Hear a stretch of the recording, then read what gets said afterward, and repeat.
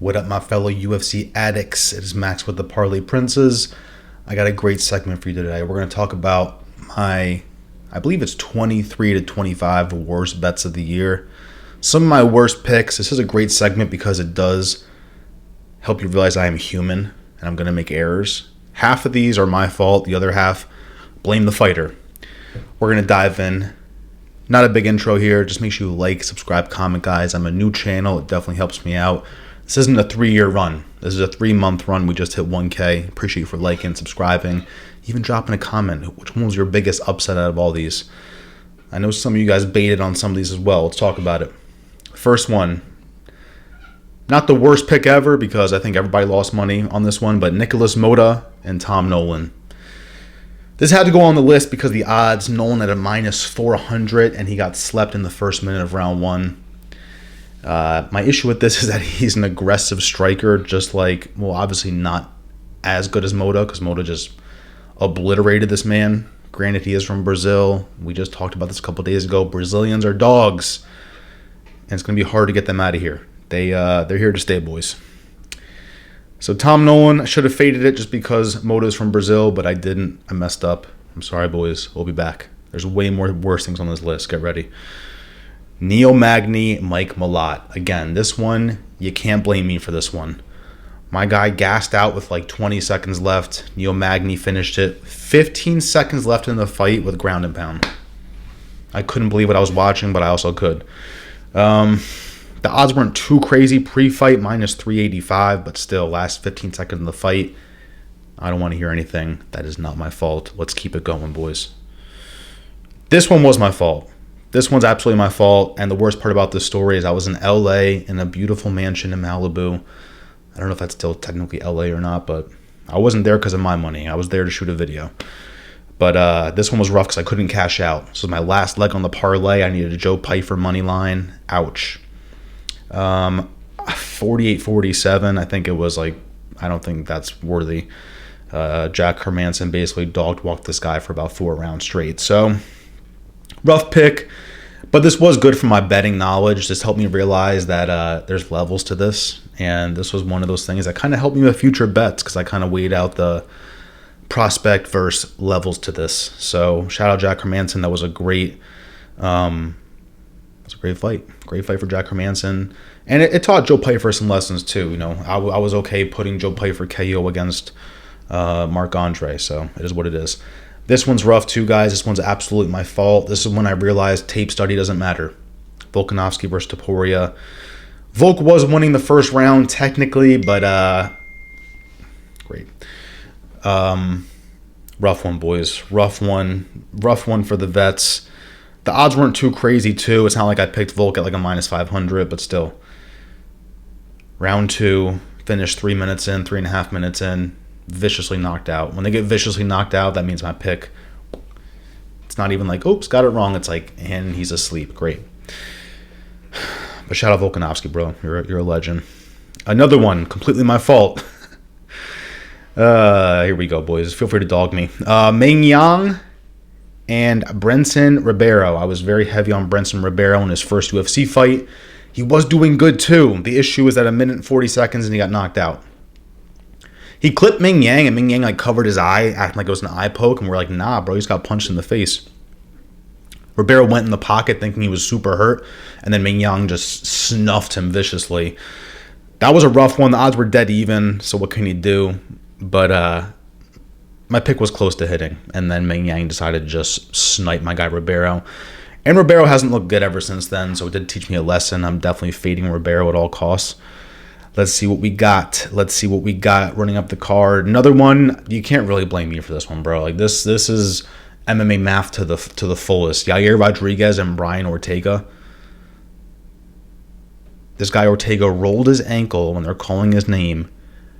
Got slaughtered in the first round. And then, oh wow, I thought this was a sub in round 2. I guess round 2 was demon time for Ortega, wasn't it? I can't remember actually. I thought this was a round 2 finish. It's actually a round 3 finish a minute in with the submission. But what can you do, boys? It's like rolled his ankle, gets starched in the first round, and then round 2 just spazzes. What can you do? You know? I was happy to fade Ortega, though, against Lopez. I was proud of that pick. So I did redeem myself in a lot of these cases, boys. Let's keep it going. Another rough one, my fault. Kevin Holland, MVP. Kevin Holland is usually banned from parlays. He's one of my favorite fighters ever, but recently it's just hard to bet on him. I still like my guy Holland, but just betting-wise, I can't do it. This was a rough one because this was like Wonder Boy Part 2. I actually felt bad for Holland because Holland survived Wonder Boy for the most part. Actually, no, did he get finished? I can't remember, actually. And then they just fed him the same exact thing in MVP. So that must have been a nightmare for Holland trying to figure out that fighting style. But rough pick, boys. This one, I was like a newcomer coming into the UFC. I still very high on MVP, but I was like, there's levels. But apparently there isn't. So what can you do? This one was horrendous. This is one where, like, I don't care what you say. This is not my fault. OSP versus Kennedy Nzechukwu. Never know how to say his last name. We just tried it out. Rough one, boys. I don't even know how this was split decision. This was OSP all day and night. Horrific stuff from Kennedy. But we've bet on Kennedy since then, and I can't hate him. OSP just spazzed that night. This one had to go on the list because the odds. Minus 725 for Kennedy, plus 475 for OSP. Nasty stuff, boys. Nasty. Yeah, we just watched OSP dog walk Kennedy for 3 rounds. That felt real good. I remember this fight because I was on my roof watching it with my homies. And we're just like, that's the night everybody loses a parlay on one fight. This one, 100% my fault. I picked Jamahal over Alex Pereira. Feel free to dog me in the comments. But this was a time earlier when, you know, this is before Yair Part 2. This is before Roundtree. So I have redeemed myself since then by putting Pereira KOs. But this was a rough one, boys. I was like, you know, Hill looked crazy against Glover.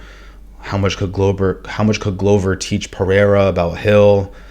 It was a rough one. I was doing too much MMA math. I should have just bet on the left hook from God. So it is what it is. Next fight, Justin Gaethje, Max Holloway. Again, 100% my fault. I picked Gaethje. I was like, Holloway's coming up in weight. This is gonna be literally a free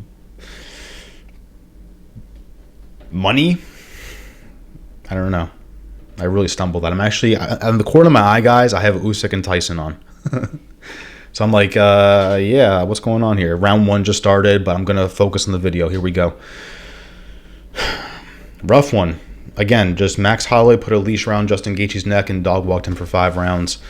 And it was just the vicious last second. When Max said, meet me in the middle, Justin should have just said, I'm good. I'll see you in hell. They did my guy dirty. Look, it looks like Justin Gaethje was dipped in hot lava. Look at that photo. Nasty works, boys, from ESPN. Again, what can you do? The odds were like almost dead even. Slightly favored towards Gaethje. What's going on? Damn, Tyson looks fat as hell in there. That is not smart. Rough one. This was a rough one. Jose Aldo, Jonathan Martinez. I picked Martinez. Guys. Odds were basically dead even. Minus 170, plus 140 for Jose Aldo. And 30-27 for Aldo. Again, just dog walked him around the octagon and just waved to the crowd. Martinez had absolutely nothing for him. He looked stunned in there. Horrible pick. I couldn't believe what I was watching. I was expecting the leg kick demon to do his thing. But the veteran of leg kicks did his thing. And what can you do? This one, we got Vitor Petrino. If Vitor Petrino fought 10 times this year, he'd be on the list 10 times. The odds are disgusting. Minus 450, plus 325 for Anthony Smith. Round 1 submission, 2 minutes in. And Vitor Petrino loved it. That was the worst part. Afterwards, Vitor Petrino was laughing. Guys, everyone hates Petrino right now, so he's got to tighten up quick. You lose to Anthony Smith, and then you go out there and just get slept the last minute of the fight. It's you stock report. Insane. Worse than Ethereum. There's not much to say about this. We got more Petrino, so I'm just going to save it. This was horrendous. This was 100% my fault, but who saw this coming? Chase Hooper obliterating Borshchev? Bro. The only person that saw this coming was Matty Betts. So shout out Matty Betts, because he was all over Chase Hooper KO for like plus 1,000, I think. And he was so close to getting that. Significant strikes, 62-2. And this fight lasted for 8 minutes. Total strikes, 129-2. You would think the guy who had 129 was the famous kickboxer. No. It's the kid who went to private school. Insane, boys. Nasty works. This one, again, my fault. I'll take responsibility for this, but I do ride or die with Terrence McKinney, so I am biased. But I still didn't see this coming. Terrence McKinney versus Esteban Ribovics. He got hit with the Leon Edwards, with the Usman. Left, right, head kick. Everything's a setup for the head kick. Nasty work. And then Terrence was smiling for some reason. This shit ain't funny.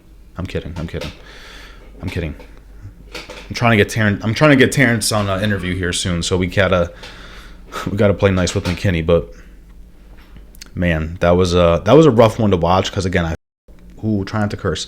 I like Terrence McKinney a lot, so I didn't like that. And then I bet against Esteban Ribovics' next fight against Zell Huber. Nasty works, boys.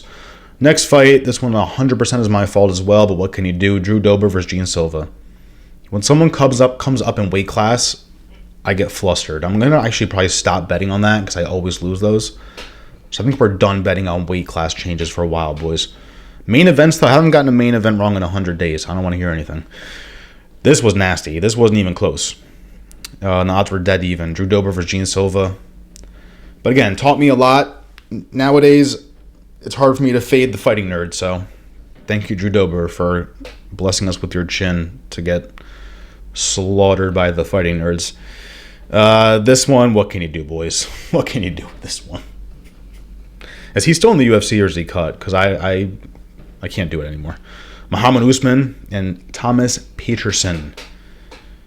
I don't even want to go over this. It's going to get me cranky. This was a rough one. I think a lot of people had Peterson, but still, this was like an easy dubski for Usman. No, it wasn't. And this is the real Usman's brother. Let's keep it going, because that one's just getting me super cranky. This one, again, my fault, boys. King Green, Paddy Pimblett. What can you do? Should have saw it coming. I should have bet on the guy that is the more well-rounded MMA fighter. But now we know how good Paddy is. So next fight, I'm okay with betting on Paddy. Is Tyson about to knock down Usyk? No, he's not. Let's see. King Green got starched in this. At least he didn't get done like he did with Jalen Turner with ground and pound. He just got choked out, went to sleep, whatever. But again, when my pick goes unconscious, I feel extra bad. I'm like, damn, I did dirty. Did the chat dirty. This one I had to put on here because I am high on Luana Santos, and I got baited against Casey O'Neill, 30-27. Casey O'Neill spazzed, but then she ruined everything when she did the Australian breakdancing thing at the end, trying to do the Olympic girl break. That's embedded in my mind when she tapped her legs. It got me. I will never bet on Casey O'Neill again just for that dance. But again, she spazzed. She did my girl Luana Santos dirty. And I usually bet Santos points a lot or Santos submission, so we got to be careful next time. But she is a Brazilian sister, and we back our Brazilians here. And talking about backing our Brazilians, Gilbert Burns. I was riding or dying with Gilbert Burns that night against Sean Brady. You guys know the whole story. I had $4 to win $900 to sweep the card. My last pick was Gilbert Burns. And the worst part was I couldn't cash it out because I was in Florida. I technically could have, because I could have just texted my friend cash it out, but it wasn't worth it. It was like $4 for $280. My golden rule is to cash out when it's that kind of offer, but I was splitting it with my friend, so I'm like, it's not worth me getting $140 over this. So, you like how I just didn't curse there? Rough one, boys. I had to put this on the list, even though I didn't want to because it's Burns. But what's going on, Usyk? What's going on, Usyk? Please stay alive. Don't die. 50-45 for Sean Brady. What can you do? Dog walked him. I thought Burns would have won one round. No, he didn't. It is what it is. This one was rough, too, because my guy had private jets with his name on it. He had limousines. He had everything with his name on it. Dirt bikes, helicopters. Manuel Torres showed up to Noche straight up merchandised out. and got slept in round 1. He got hit with the same punch he got like knocked out with. I forgot what it was. I guess it was really a TKO. He didn't really go to sleep, did he? But it was a rough performance for Manuel Torres. I was very high on him too. We got to watch out for Manuel Torres' chin, boys, going forward, because Bahamondes did him dirty. This one's disgusting. Austin Lane versus Rebellis to Spain. I love that bar. Austin Lane and Rebellis to Spain. But shout out my guy to Spain, because he just spazzed in Karate Combat recently with like a 3-5 second, whatever it is, KO. Not even a TKO. It was a KO. The guy was like... But this one was rough, guys. I was just banking on him stuffing any sort of takedowns, and that's not what happened here. Austin Lane just did his job. What can you do? You know, I should have sprinkled something on Austin Lane, just fading that, but everybody... Austin Lane's chin is gone. How did Rebellis to Spain not... Stay calm. Next fight. Hey! Petrino's back at a minus 320. Got slept with 1 minute and 15 seconds left of a fight he was winning. The worst part is, I gave this whole speech before the fight. I'm like, Jacoby has won me money before aggressively when he was plus money against Kennedy, and Petrino keeps losing me money. And I still... But again, what can you do? It's like, it was his fight to win. I can't control his chin. I can't control it. I can't control shit. If I was in there, I'd be asleep at the first minute of round 1. So what can you do here, boys? I think we're going to end it off with this. This is a good one to end it off with. Shout out my guy, Christopher. My first super chat ever was from Christopher. And he had to dog me about Woodson. I picked Padilla. So, we have to go over this because of Christopher. I had Padilla on like 900 tickets. I had Sean Woodson on 2. It is what it is, boys. I was going against the grain. He was an underdog too, so he was kind of like my underdog lock of the week. So we'll end it on a lock of the week L as well. Yeah, just absolutely disintegrated my guy Padilla. 2 seconds left of round 1, but we didn't need to see any more. This guy was on ice skates for the last like 60 seconds. It is what it is, boys. Next fight, I'm going to be excited to bet on Sean Woodson. And again, shout out my guy Christopher for my first super chat ever, $2, letting me know that Woodson won. That's it, boys. Feel free to drop a little comment. I do want to know what was like your worst betting pick of the year. That is interesting to me. And that'll help us learn to not do this again next year. So, again, like, subscribe, comment. I appreciate you guys for being here. We'll be back. Peace.